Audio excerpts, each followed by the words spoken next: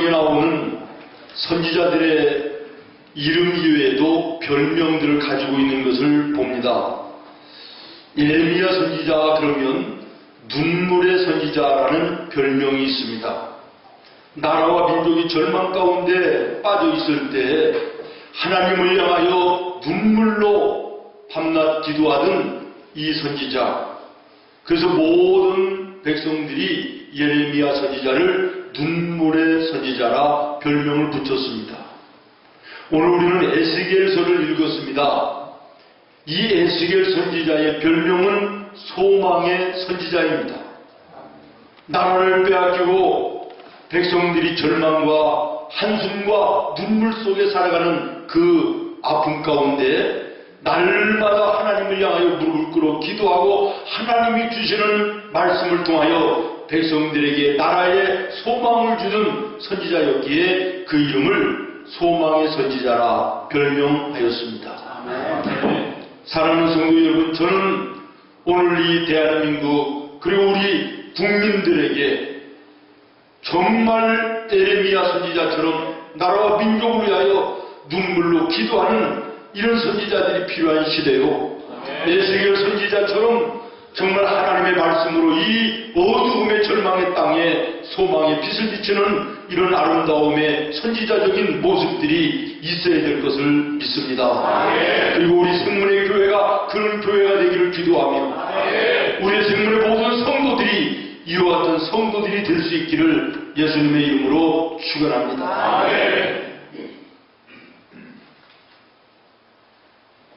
저는 오늘 이 시대를 파괴가 아닌 거룩한 건설이 이루어져야 되는 이런 때라고 생각합니다. 조그마한 문제와 잘못 앞에 서슴없이 지탄하고 그리고 그것을 들어 엎으려고 하는 이런 잘못된 모습들이 아니라 잘못된 부분들을 우리가 기도하며 고쳐나가는 거룩한 건설이 하나님의 말씀을 통하여 구원받은 하나님의 자녀들로 인하여 하나님의 교회를 통해서 시작되어야 된다고 믿습니다. 사랑하는 성도 여러분, 하나님 안에서 희망을 찾고 하나님 안에서 비전을 품고 오늘 우리 교회가 우리 성도가 세상을 향하여 희망을 던져주는 빛이 되기를 원합니다. 오늘 본문 말씀을 보면 절망의 이스라엘에게 소망을 던져주시는 표현을 물로 말씀하십니다. 물이라고 하는 것은 생명의 근원입니다. 물의 풍성은 번성과 축복을 상징합니다. 인간은 물을 떠나서는 살 수 없는 존재입니다. 그렇기 때문에 인류의 모든 문명의 발상지가 강을 끼고 시작됐다는 사실을 우리는 잘 알고 있습니다. 사랑하는 성도 여러분, 물이라고 하는 것은 성경에 예수 그리스도를 상징합니다. 요한복음 4장 10절에도 예수님이 당신을 가리켜 나는 생명의 물이라고 말씀하시고 7장 38절에 누구든지 목마르거든 내게로 와서 마셔라. 나를 믿는 자는 성경의 이름과 같이 그 배에서 생수의 강이 넘쳐나리라. 할렐루야. 예수님은 생수의 강이라고 말씀하셨습니다. 오늘 본문 1절 말씀에 보면 그가 나를 데리고 성전 문에 이르시니 성전의 앞면이 동쪽을 향하였는데 그 문지방 밑에서 물이 나와 동쪽으로 흐르다가 성전 오른쪽 제단 남쪽으로 흘러내리더라 그랬습니다. 다시 말하면 생수의 강이 성전 문지방에서부터 시작되더라는 것입니다. 그렇습니다. 사랑하는 성도 여러분, 생수의 근원이 되시는 예수 그리스도는 하나님의 성전에서 만날 수 있습니다. 이스라엘 백성들이 하나님의 성전 생명수의 근원이 되시는 하나님의 성전을 중심에서 살아야 됨에도 불구하고 그들이 하나님의 성전을 멀리하고 살 때 하나님께서 바벨론을 통하여 이스라엘을 치게 하시고 그들이 이제는 절망 가운데 하나님을 향하여 회개하고 돌이킬 때 하나님께서는 생명의 물을 그들에게 말씀하시면서 성전 문지방에서부터 생명의 물이 시작된다. 다시 말하면 하나님의 성전을 중심에서 살 때 생명의 물이 되시는 예수님을 만날 수 있음을 말씀하고 있으며, 그 생명수 되시는 예수님을 만나게 될 때 너희 나라는 회복될 것이고 너희는 옛날에 아름다웠던 그 날을 회복할 것이라고 하는 약속의 말씀을 주신 것입니다. 아멘. 그렇습니다. 사랑하는 성도 여러분, 우리가 원을 그릴 때 구심점이 필요하듯이 우리의 인생을 살아갈 때 인생의 구심점이 필요한 것입니다. 아멘. 동그랗고 원만한 원을 그리기를 원하면 구심점을 제대로 찍어 그것을 중심에서 돌릴 때 원이 되는 것처럼 우리의 인생의 구심점을 예수 그리스도를 만나는 하나님의 성전으로 삼고 우리가 인생을 살면 우리의 인생이 원만해지는 것입니다. 아름다워지는 것입니다. 풍성케 되는 것입니다.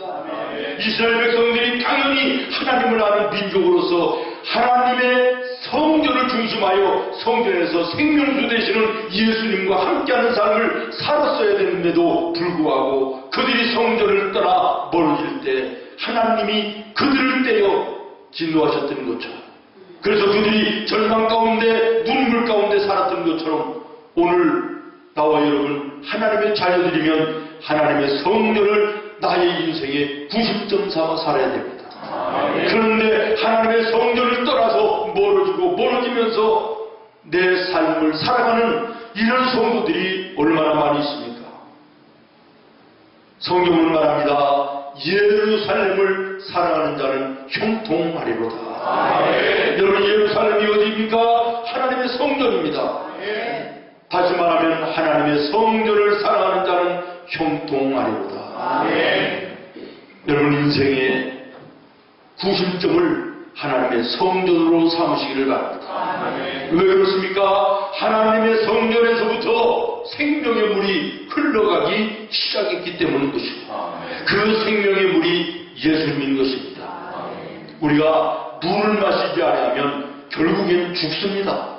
마찬가지로 생명의 물이 되시는 예수님을 우리가 성전을 통하여 만나지 않으면 우리의 인생의 영혼은 죽는 것입니다. 오늘 나와 여러분 예배 속에 하나님의 성전에 올라왔는데 생명수 되시는 예수님을 여러분들이 만나는 은혜가 있기를 예수님의 이름으로 축원합니다. 오늘 우리는 우리의 삶의 선후를 점검하고 체크하는 시간이 되었으면 좋겠습니다. 내가 열심히 사는데 정신없이 바쁘게 뛰면서 달려가는 삶을 살고는 있는데 내가 지금 그 열심하고 뛰는 그것이 내가 하나님 앞에 섰을 때까지 가지고 갈 수 있는 것이냐라고 하는 것을 한번 점검해 보라는 것입니다. 영생이 귀한 것임은 알면서도 불구하고 세상의 물질과 육신의 즐거움이 아직까지도 그것이 더 매력적이어서 주님 앞으로 온전히 나오지 못하고 하나님의 성전을 내 인생의 구심점으로 삼지 못하는 이런 성도들이 얼마나 많이 있습니까? 마태복음 19장에 보면 영생이 귀한 것은 알아서 예수님을 찾아왔지만 가지고 있는 물질과 세상을 미련을 버리지 못하여 예수님을 쓸쓸히 등지고 멀어져가는 젊은 부자의 모습, 이 모습이 오늘 나의 모습은 아닌가?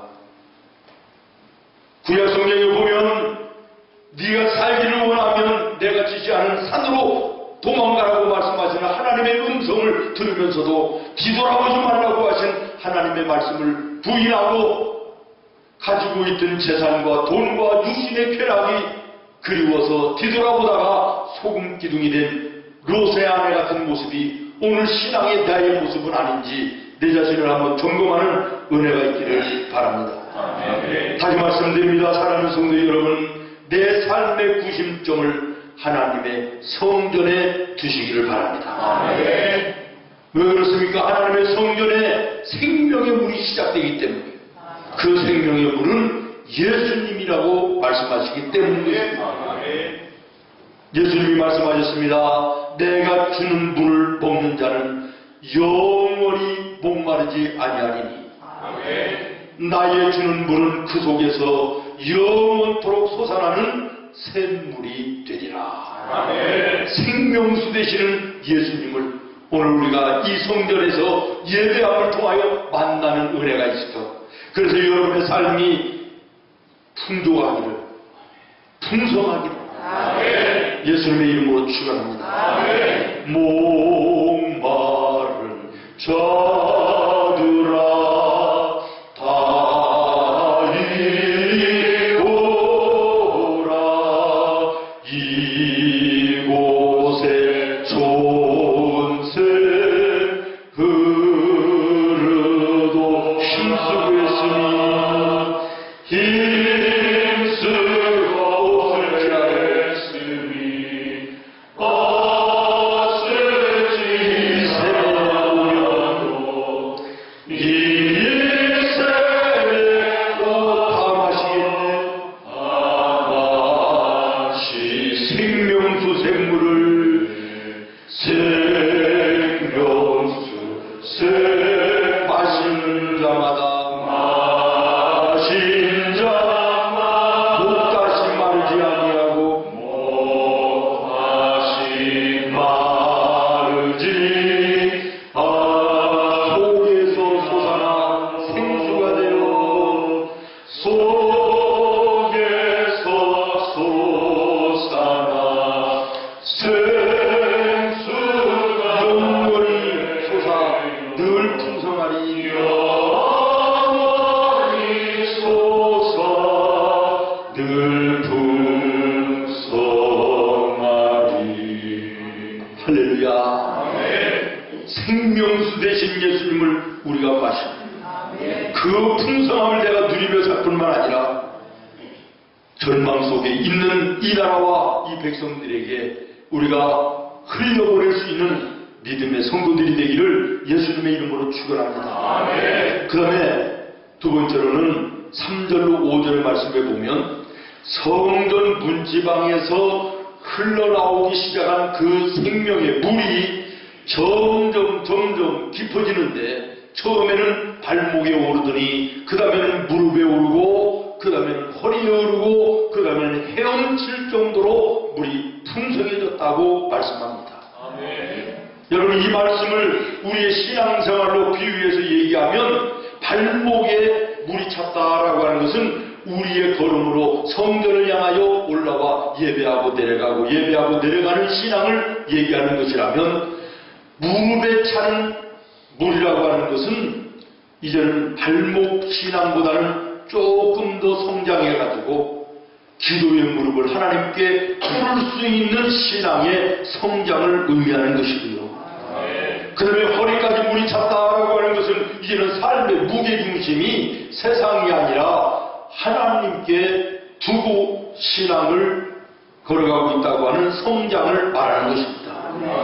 헤엄칠 정도의 많은 물이 있었다라고 하는 것은 이제는 예수 안에 온전히 나의 삶을 맡기고 예수님과 함께 평안을 누리고 예수님과 함께 기뻐하고 감사하고 찬송하는 이런 성숙한 신앙을 의미하는 것입니다. 여러분, 이 말씀을 보면서 여러분의 신앙의 수준이 어느 수준에 와 있는지 체크하시기를 바랍니다. 아직까지도 발목의 신앙을 가지고 성전 뜰만 밟고 오고 내리는 이런 모습, 나의 모습은 아닌가. 정말 은혜의 풍성한 충만한 성령 안에서 예수님께 나의 삶을 맡기고 거기에서 평안을 누리고 감사하고 찬송하는 이런 은혜의 삶, 성숙한 성도의 모습은 내 모습이 아닌가. 내 신앙의 상태를 점검하시기를 바랍니다. 다시 말하면 오늘 우리의 신앙이 성장해 나가야 된다는 거예요. 남녀가 만나서 교제를 시작하면 그 관계가 점점 깊어져야만 결혼에 이르러 아름다운 가정을 만들 수 있는 것처럼 우리가 신앙생활을 시작했으면 주님과의 관계가 점점 깊어져야 된다는 거예요. 그래서 예수 안에서 하나 돼서 우리가 영적인 결혼과 같이 예수님과 함께하는 은혜의 삶, 평안의 삶, 감사하며 찬송하는 복되고 아름다운 삶이 되어야 되는 것입니다. 베드로가 갈릴리 바다에 나가서 밤새도록 그물을 던지는데 한 마리도 잡지 못하고 빈 그물 아닙니까? 예수님 찾아오셔서 네가 많이 잡기를 원하면 저 깊은 데에 가서 그물을 던지라고 말씀하실 때 순종하여 깊은 곳에 던졌더니 그물이 찢어질 정도로 고기가 많이 잡혔다고 하는 말씀, 우리가 잘 아는 말씀 아닙니까? 혹시 사랑하는 성도 여러분, 여러분이 열심을 다하고 땀을 흘리고 정신없이 바쁘게 사는데도 불구하고 여러분이 원하는 것을 잡지 못하여 마음에 허탈하고 빈 그물처럼 마음이 허전하고 삶이 빈곤한 이런 성도가 있습니까?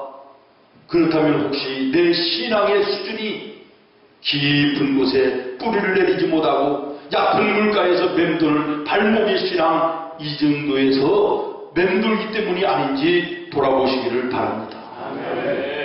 모쪼록 나와 여러분의 신앙이 하나님의 말씀에 깊이 뿌리를 내고 예수님 안에서 신령과 진정의 예배 속에 하나됨 속에서 큰 은혜를 함께 나누고 진리의 길을 걸어가며 사랑하며 걸어가는 아름다운 모습이 되기를 바랍니다. 신앙의 성장과 성숙의 모습이 있어지기를 바랍니다. 고린도전서 13장에 보면 사도 바울은 너희가 옛날에 어린아이 같은 신앙을 이제는 벗어버리고 이제는 장성한 어른의 신앙을 가지라고 권면합니다.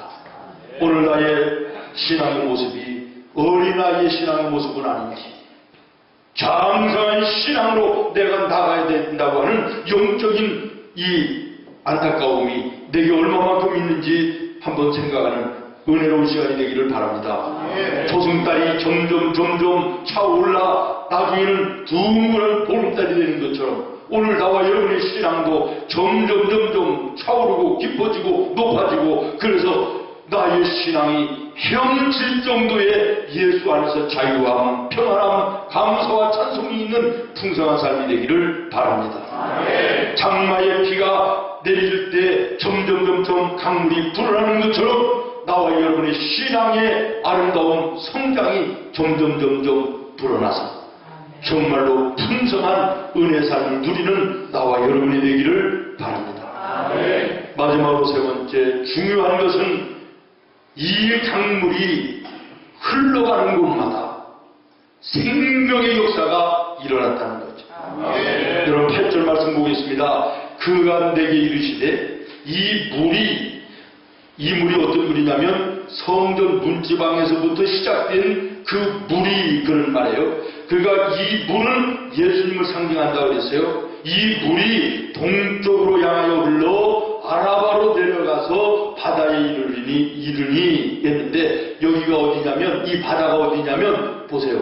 사해의 바다, 죽음의 바다, 생물이 살 수 없는 죽음의 바다, 거기에 이 성전에서 흘러내리기 시작한 물이 흘러들어가니까 죽었던 물이 살아났다는 거예요. 물고기가 헤엄치기 시작하고 어부들이 기뻐하기 시작하고 그 양 옆에는 나무들이 살사철 푸르고 꽃을 피우고 나무마다 열매를 맺는 풍성함이 이루어졌다는 거예요. 여러분 생명수 되시는 예수님이 흘러가는 곳마다 죽음이 변하여 생명이 되는 것입니다. 내 마음이 변하여 풍족함이 되는 것입니다. 사랑하는 여러분, 성경에 보십시오. 배고파 황량한 베사다 광야에 예수님이 가시니 거기에 배부름이 나타날 뿐만 아니라 12광주리가 남는 풍성함의 역사가 나타납니다.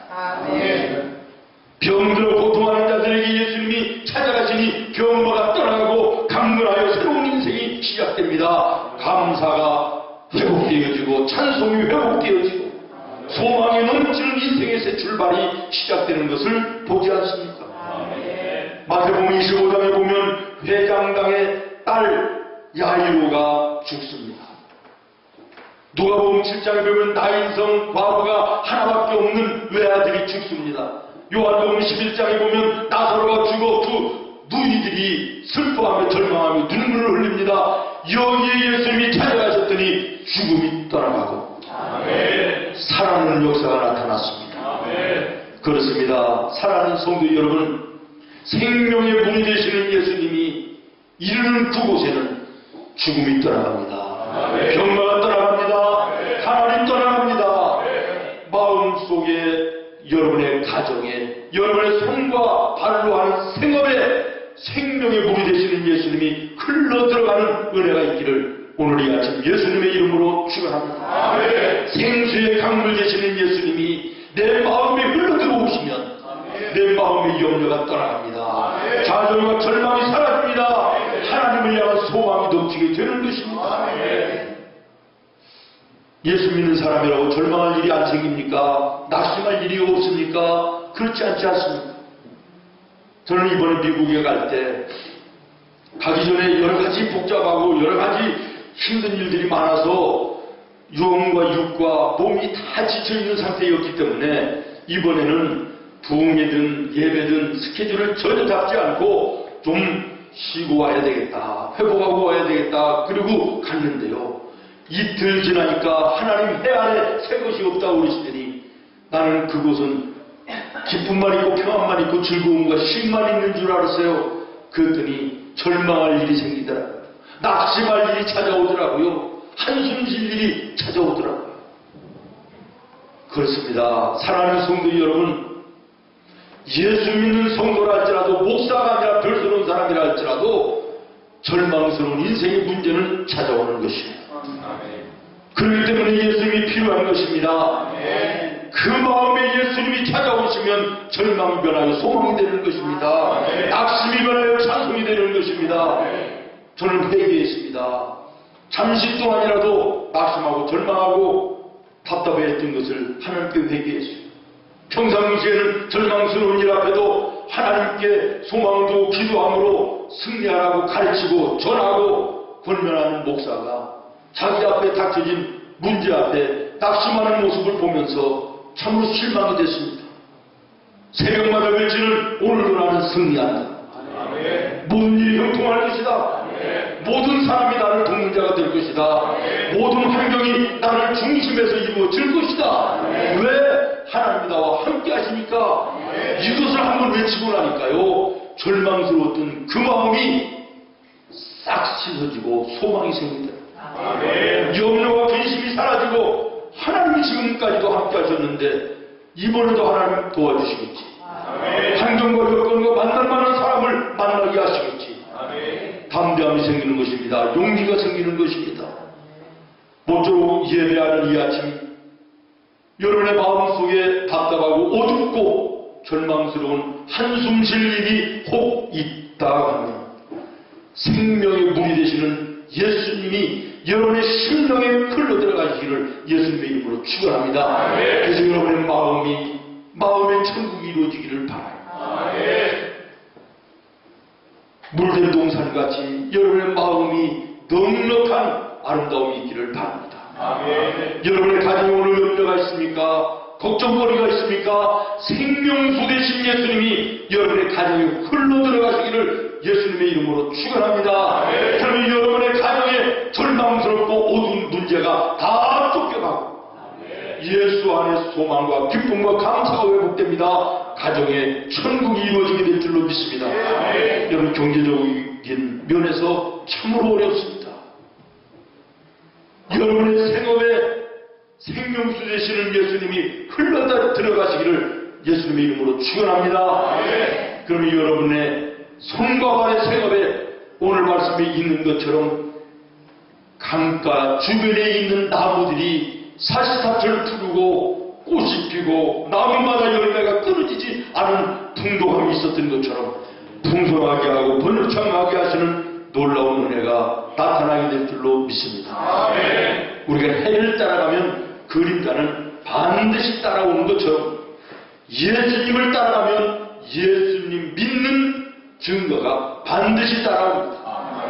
생명수 되신 예수님을 하나님의 성전을 중심하여 삶으로 만남으로 말미암아 여러분의 삶 속에 예수님이 함께 하시는 간증이 여러분에게 있기를 바랍니다. 그래서 그 간증을 누리며 살기를 바라고 누리며 살 뿐만 아니라 나를 만나는 내 주변의 모든 사람들에게 영향력을 미쳐서 그들에게도 생명수 되신 예수님의 아름다운 영향력을 여러분들이 흘려보내는 은혜가 있기를 예수님의 이름으로 축원합니다. 내가 어디로 가든지 너와 함께 할 것이다.